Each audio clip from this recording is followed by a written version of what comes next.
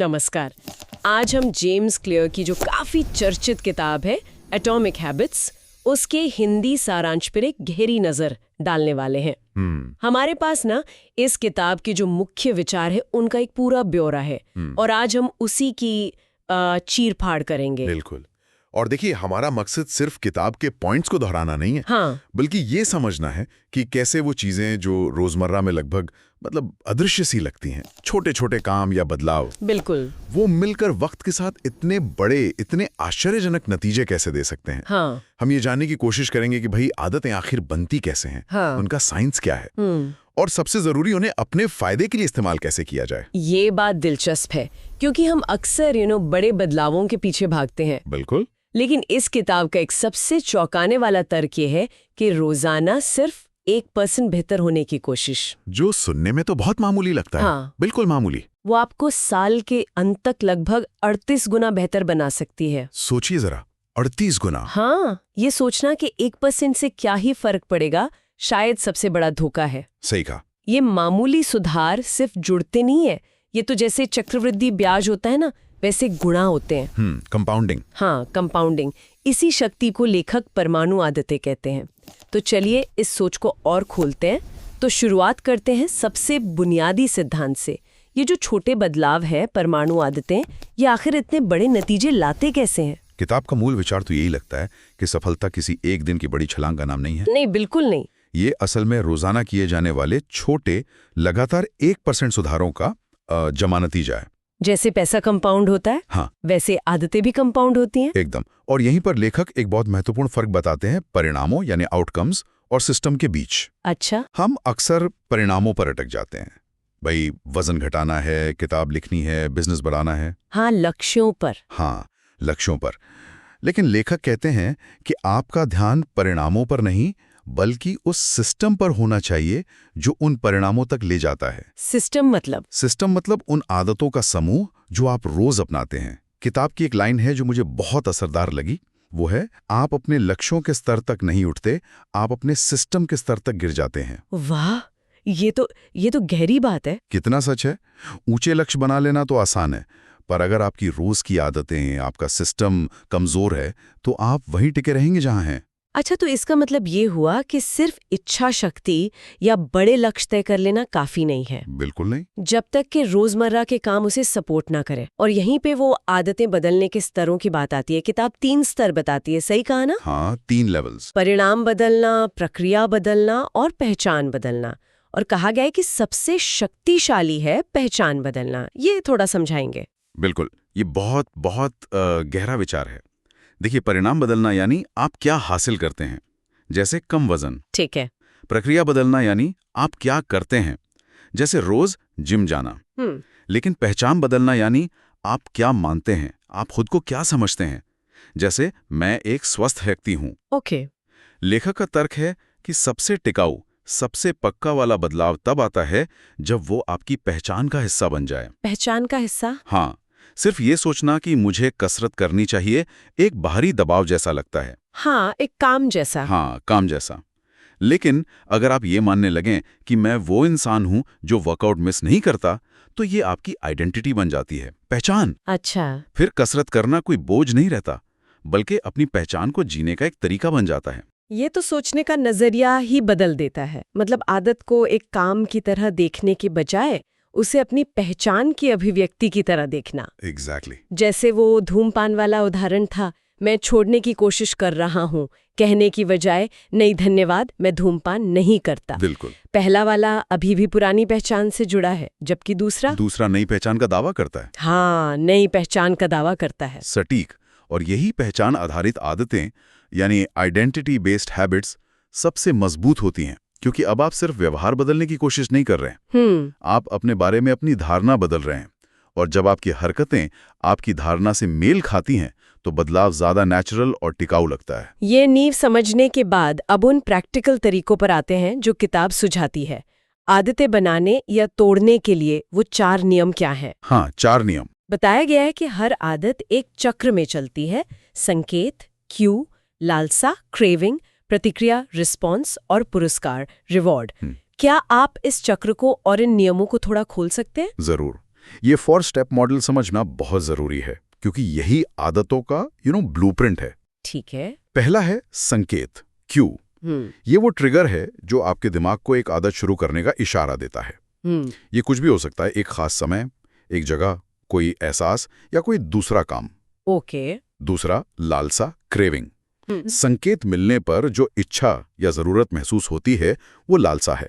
आप असल में आदत को नहीं चाहते। अच्छा। आप उसके नतीजे से मिलने वाले बदलाव या एहसास को चाहते हैं। तीसरा, प्रतिक्रिया, रिस्पॉन्स। ये वो असल आदत है या काम है जो आप करते हैं। ये आपकी इच्छा शक्ति, क्षमता और उस काम की आसानी पर निर्भर करता है। ठीक है। और चौथा, पुरस्कार, रिवॉर्ड। ये वो संतुष्टि या फायदा है जो आपको प्रतिक्रिया के बाद मिलता है। ये आपके दिमाग को सिखाता है कि भाई ये चक्र दोहराने लायक है।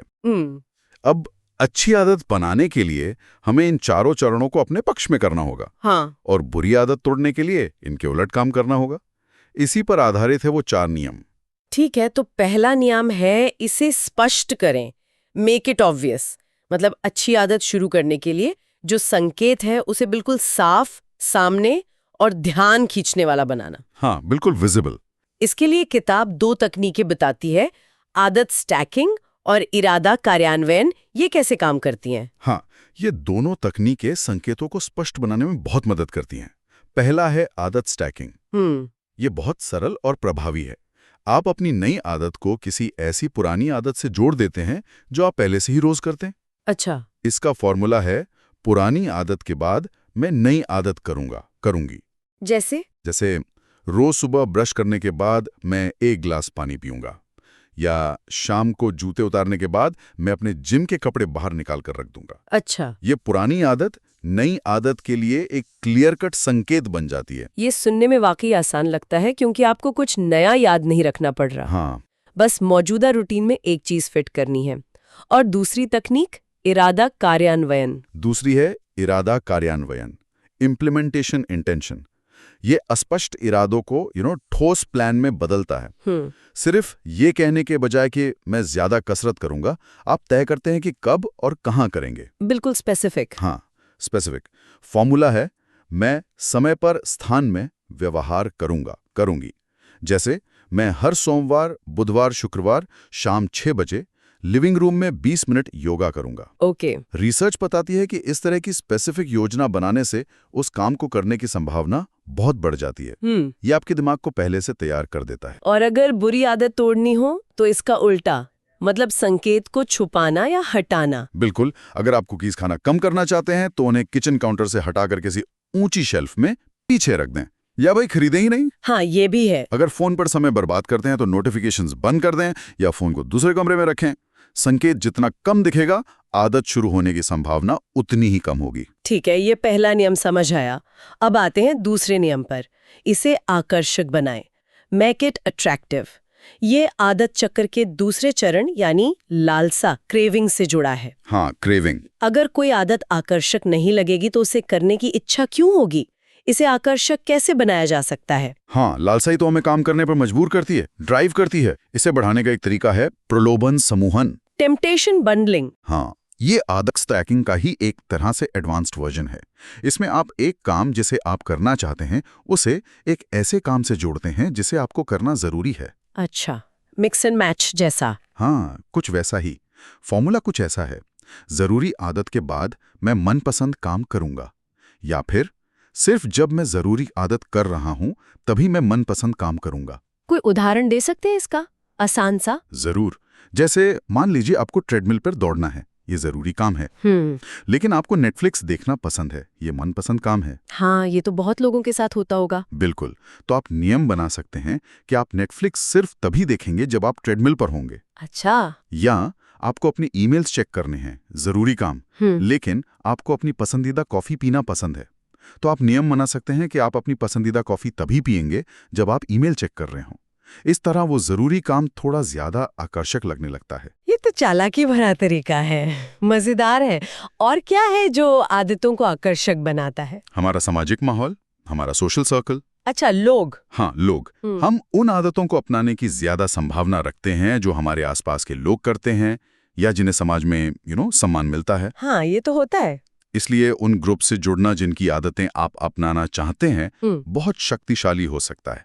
अगर ज्यादा पढ़ना चाहते हैं तो बुक क्लब ज्वाइन कर लीजिए।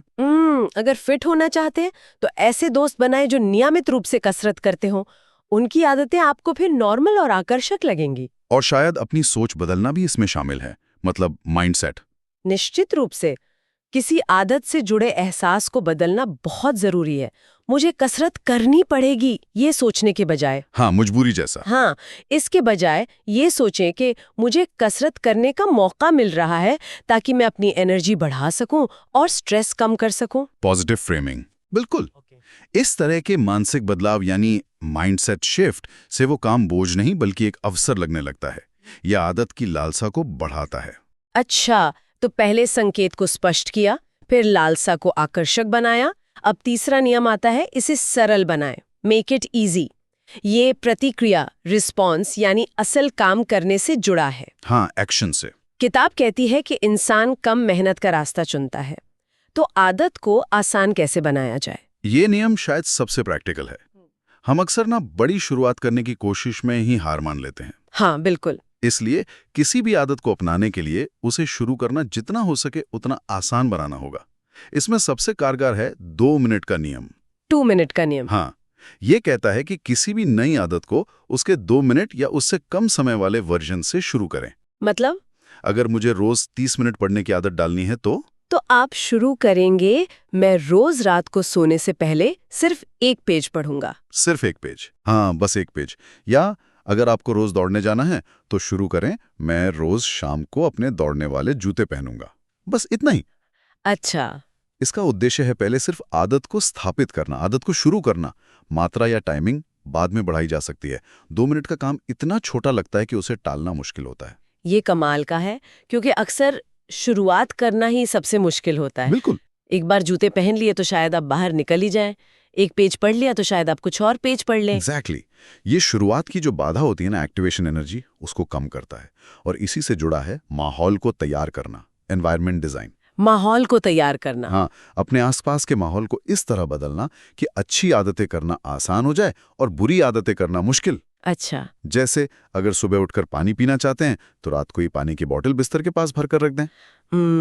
अगर फल ज्यादा खाना चाहते हैं तो उन्हें धोकर सामने टेबल पर रखें, ना कि फ्रिज के किसी कोने में छुपाकर। हाँ, सामने दिखेगा तो याद रहेगा। बिल्कुल। गिटार बजाना सीखना है तो गिटार को कवर में बंद रखने के बजाय सामने स्टैंड पर रखें। ये छोटी छोटी चीजें उस आदत को करने के लिए जरूरी जो स्टेप्स हैं उनको कम कर देती हैं, जिससे वो आसान लगने लगती है। यानी रुकावटें कम करना, फ्रिक्शन कम करना। ठीक है। और चौथा और आखिरी नियम है, इसे संतोषजनक बनाएं, मेक इट सैटिस्फाइंग। हाँ, सैटिस्फाइंग। ये आदत चक्र के आखिरी हिस्से पुरस्कार, रिवॉर्ड से जुड़ा है। हमारा दिमाग उन्हीं कामों को दोहराता है जिनसे संतुष्टि मिलती है, लेकिन अच्छी आदतों का इनाम तो अक्सर देर से मिलता है। हाँ, यही मुश्किल है। तो तत्काल संतुष्टि कैसे पैदा करें? Instant gratification. यही सबसे बड़ी चुनौती है अच्छी आदतों के साथ। कसरत का फायदा महीनों बाद दिखेगा, बचत का फायदा सालों बाद। जबकि बुरी आदतों का मजा तुरंत मिलता है। जंक फूड का स्वाद, सिगरेट का nicotine hit, social media scroll करने का डोपामाइन रश। हाँ, तुरंत। इसलिए हमें अच्छी आदतों के लिए भी किसी तरह की तत्काल संतुष्टि, इंस्टेंट सेटिस्फैक्शन पैदा करनी होगी। इसका एक बेहतरीन तरीका है आदत ट्रैकर, हैबिट ट्रैकर का इस्तेमाल करना। आदत ट्रैकर जैसे कैलेंडर पर निशान लगाना? हाँ, बिल्कुल। हर बार जब आप अपनी आदत पूरी करें तो कैलेंडर पर या किसी ऐप में एक टिक मार्क लगा दें या एक्स बना दें। इससे क्या होता है? ये देखने में बहुत सरल लगता है, लेकिन ये कई तरह से काम करता है। पहला, ये आपको आपकी प्रगति का एक विजुअल प्रूफ देता है जो खुद में संतोषजनक है। उस एक्स की लकीर को बढ़ते देखना अच्छा लगता है। हाँ, एक सेंस ऑफ अचीवमेंट। बिल्कुल। दूसरा, ये आपको जवाबदेह बनाता है, अकाउंटेबल। तीसरा, ये अगली बार उस आदत को करने के लिए एक संकेत, एक क्यू का काम भी करता है। और वो श्रृंखला को कभी न तोड़ने वाला सिद्धांत भी इसी से जुड़ा है। हाँ, आदत ट्रैकर इस्तेमाल करते हुए लक्ष्य ये होना चाहिए कि आप उस निशान लगाने की चेन को टूटने न दें। चेन ना टूटे। हाँ, लेकिन हम सब इंसान हैं, कभी ना कभी चूक हो सकती है। नियम यह है कि 1 दिन चूकना ठीक है, पर लगातार 2 दिन कभी न चूकें। Never miss twice. बिल्कुल। जितनी जल्दी आप पटरी पर वापस आएंगे उतना अच्छा। एक बार चूकना एक गलती है, 2 बार चूकना एक नई बुरी आदत की शुरुआत हो सकती है। ये जरूरी बात है। और बुरी आदतों को असंतोषजनक कैसे बनाएं, उनका रिवॉर्ड कैसे कम करें? उनके साथ कोई तत्काल नकारात्मक परिणाम जोड़कर, इंस्टेंट पेन कैसे? जैसे किताब में सुझाव है कि आप किसी दोस्त के साथ आदत अनुबंध कर सकते हैं। अच्छा। मान लीजिए आप नाखून चबाना छोड़ना चाहते हैं। आप दोस्त से कहें कि अगर वो आपको ऐसा करते हुए देखे तो आपको उसे हर बार 500 रुपए देने होंगे। अरे बाप रे, ये तो महंगा पड़ेगा। हाँ, या आप सार्वजनिक रूप से घोषणा कर दें कि आप रोज सुबह 6 बजे उठेंगे। सामाजिक शर्मिंदगी का डर भी एक तत्काल नकारात्मक परिणाम बन सकता है। ये तरीके बुरी आदत को कम आकर्षक और ज्यादा पीड़ादायक बनाते हैं। ये 4 नियम स्पष्ट करें, आकर्षक बनाएं, सरल बनाएं, संतोषजनक बनाएं, ये तो आदतें बनाने और तोड़ने का एक पूरा ढांचा देते हैं। हाँ, एक फ्रेमवर्क। लेकिन किताब कुछ और आगे की रणनीतियों पर भी बात करती है, जैसे वो गोल्डीलॉक्स जोन क्या है? गोल्डीलॉक्स जोन का आइडिया प्रेरणा यानी मोटिवेशन बनाए रखने से जुड़ा है। ये कहता है कि इंसान उन कामों में सबसे ज्यादा एंगेज्ड और प्रेरित महसूस करता है जो ना तो बहुत आसान हो, क्योंकि वो बोरिंग हो जाते हैं। हाँ, बोरिंग हो जाते हैं, और ना ही बहुत मुश्किल हो, क्योंकि वो हताश कर देते हैं, फ्रस्ट्रेटिंग। बिल्कुल। हमें ऐसी चुनौतियों की जरूरत होती हैं जो हमारी वर्तमान क्षमता के किनारे पर हों, जिन्हें हम थोड़ी मेहनत से हासिल कर सकें।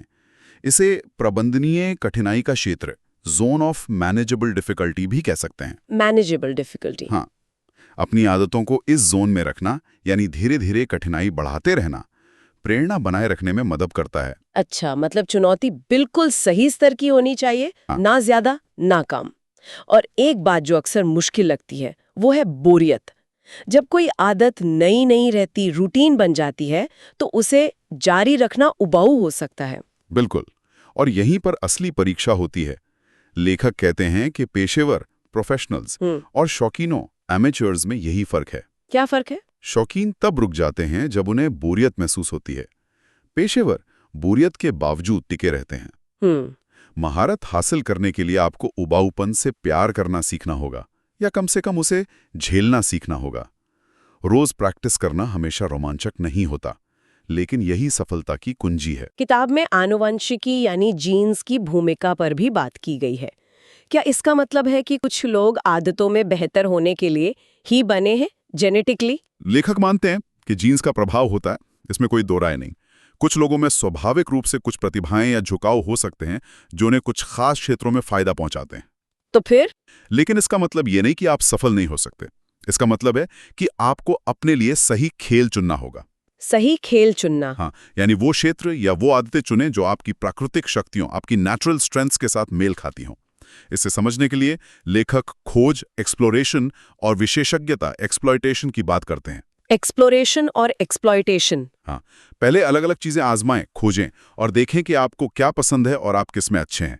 जब वो मिल जाए तो फिर परमाणु आदतों का इस्तेमाल करके उसमें महारत हासिल करें। विशेषज्ञता सबके लिए एक ही रास्ता नहीं है। ये तो काफी राहत देने वाली बात है कि हमें हर चीज में अच्छा होने की जरूरत नहीं, बस अपने लिए सही मैदान चुनना है। और क्या कोई और उन्नत रणनीति है जो जरूरी हो? हाँ, 2 बातें और महत्वपूर्ण है मेरे ख्याल से। पहली, अपनी आदतों की नियमित रूप से समीक्षा करना, रिव्यू करना। अच्छा, उनको चेक करते रहना। हाँ, क्या वो अब भी आपके लक्ष्यों और आपकी पहचान के साथ मेल खाती हैं? क्या उन्हें बदलने या सुधारने की जरूरत है? आदतें पत्थर की लकीर नहीं होनी चाहिए। फ्लेक्सिबल। हाँ, और दूसरी, और ये थोड़ी काउंटर इंट्यूटिव लग सकती है, अपनी पहचान को किसी एक चीज से बहुत ज्यादा कस के ना बांधें। है? इसका क्या मतलब हुआ? हमने तो अभी बात की थी कि पहचान बदलना सबसे शक्तिशाली है। हाँ, पहचान बनाना जरूरी है, लेकिन उसे बहुत कठोर, बहुत रिजिड बना लेना खतरनाक हो सकता है। कैसे? मान लीजिए आपने अपनी पहचान बनाई, मैं एक मैराथन धावक हूं, ठीक है। फिर आपको चोट लग जाती है और आप दौड़ नहीं पाते। अगर आपकी पूरी पहचान इसी पर टिकी थी तो ये बहुत बड़ा झटका हो सकता है। हाँ, बिल्कुल, सब कुछ खत्म जैसा लगेगा। एग्जैक्टली। इसलिए पहचान को थोड़ा लचीला रखना बेहतर है। जैसे मैं एक स्वस्थ और सक्रिय व्यक्ति हूं, ये पहचान ज्यादा लचीली है। अच्छा। अगर आप दौड़ नहीं सकते तो आप तैर सकते हैं, साइकिल चला सकते हैं या कुछ और कर सकते हैं। मूल बात यह है कि किसी एक आदत के छूट जाने से आपकी पूरी पहचान बिखरनी नहीं चाहिए। ये संतुलन बनाने वाली बात है।